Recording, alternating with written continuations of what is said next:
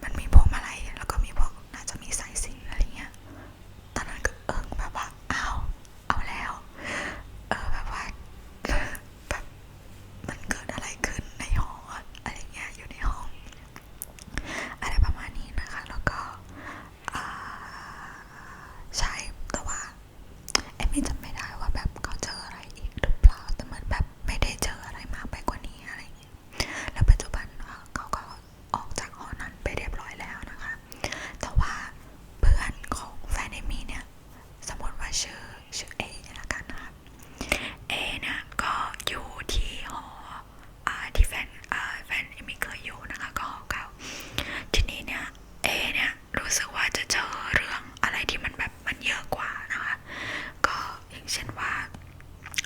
เวลากวาดห้องเนี่ยเอเนี่ยจะทำความสะอาดห้องทุกอาทิตย์นะคะทีนี้เนี่ยทุกครั้งที่กวาดห้องนะคะก็จะมีเส้นผมผู้หญิงนะคะก็คือเอเนี่ยก็แบบไม่ได้มีแฟนไม่ได้แบบพาผู้หญิงเข้ามาที่ห้องไม่มีอะไรทั้งนั้นนะคะแต่ว่าเวลากวาดผมทุกครั้งเนี่ยก็จะเจอเป็นเส้นผมผู้หญิงนะคะใช่อันนี้เอมี่ก็รู้สึกว่ามันค่อนข้างชัดเจนเนาะแบบ